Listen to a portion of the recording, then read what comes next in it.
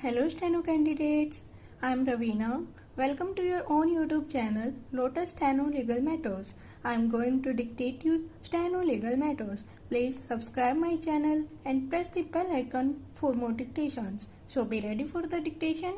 5, 4, 3, 2, 1, start. The facts on which this question arises are not in dispute. Stop. The petitioner wife was married to respondent number 1 husband on 5th February 1968 and she was divorced by the husband on 7th April 1974. Stop. The husband treating rupees 50 per month as proper amount of maintenance sent a sum of rupees 150 by an insured letter being the total amount of maintenance due from him under the personal Muslim law to the wife. Stop. He also sent a sum of rupees 500 which was the meher amount according to him by money order. Stop. The wife, however, declined to accept this amount. Stop. She filed an application under section 125 of the new code on 15th July 1974. Stop. This application was contested by the husband according to whom the petitioner had quarrelled on 7th April 1974 and she left the house voluntarily and took talaq which was given by him on 8th April 1974. Stop. A talaqnama was produced by him. Stop. He claimed that in view of the provisions of section 127 within bracket 3 within bracket B of the new code, he was not liable to pay any maintenance to the petitioner. Stop. The trying magistrate took the view that the provision in section 127 within bracket 3 within bracket B of the new code was specifically made for Muslim women and that under that provision the right of the Muslim woman to claim maintenance came to an end as soon as meher amount and iddat amount are paid by the husband to the talaqi. Stop. On facts, the learned magistrate found on opening the insured letter that it contained rupees 650, that is rupees 500 as meher amount and rupees 150 as payment towards iddat. Stop. It was further found that the petitioner had shown unwillingness to accept the said amount of rupees 650 even in court. Stop.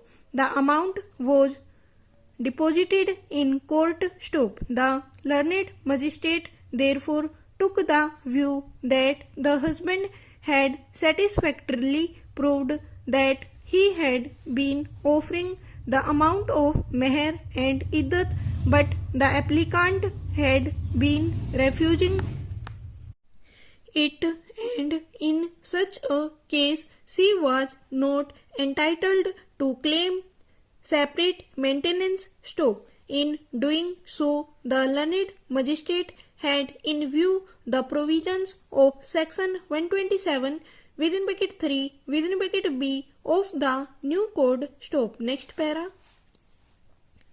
The petitioner then filed a revision application in the City Sessions Court at Bombay. Stop. The additional sessions judge who decided the revision petition also confirmed the order of the trying magistrate that the case was covered by section 127 of the new code. Stop. It was contended before the additional sessions judge that at any rate the wife was entitled to receive maintenance until the amount of rupees 650 was tendered to the wife on 5th July 1975. Stop. Next dictation.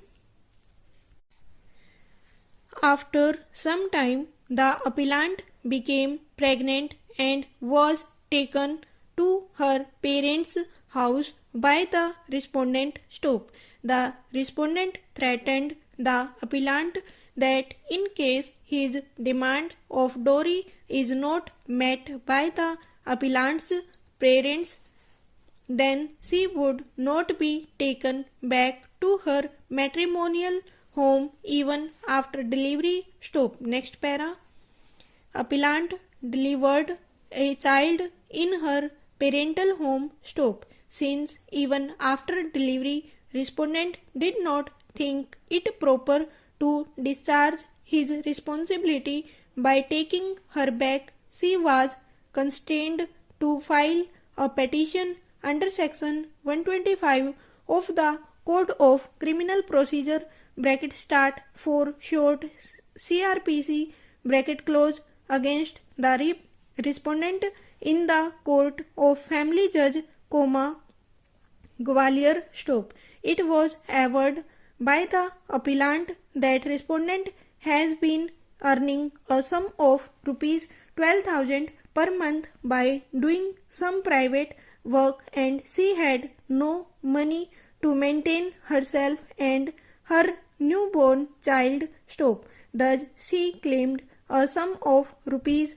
3,000 per month from the respondent towards maintenance. Stop. Next para.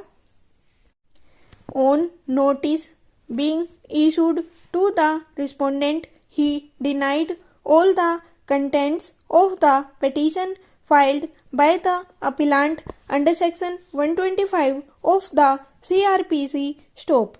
Except admitting his marriage with the appellant. Stop.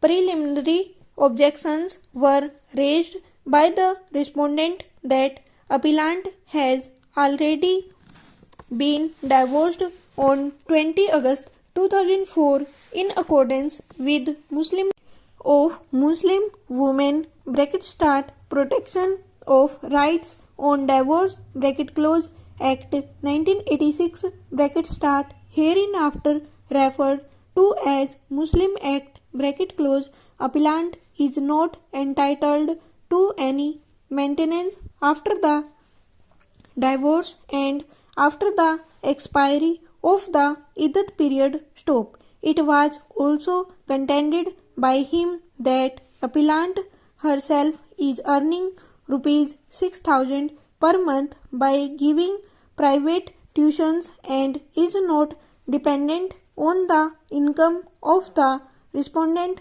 Thus, she is not entitled to any maintenance. Stop. It was also contended by respondent that appellant had gone to her parental home on her own free will and accord after taking all the jewelry and a sum of rupees 1,000, and despite notice being sent, she has not returned to her matrimonial home. Stop. Thus, for all these reasons, she is not entitled to receive any amount of maintenance. Stop. The family court was pleased to frame issues and parties went to trial. Stop. After considering the matter from all angles, the learned judge of the family court partly allowed the appellant's application as the respondent shall pay rupees 2,000 per month as maintenance allowance to the petitioner from 26 April 2004, date of institution of petition, to the date of divorce is that 20 August 2004, and thereafter from 20 August 2004 to the period of iddat. Stop. Over.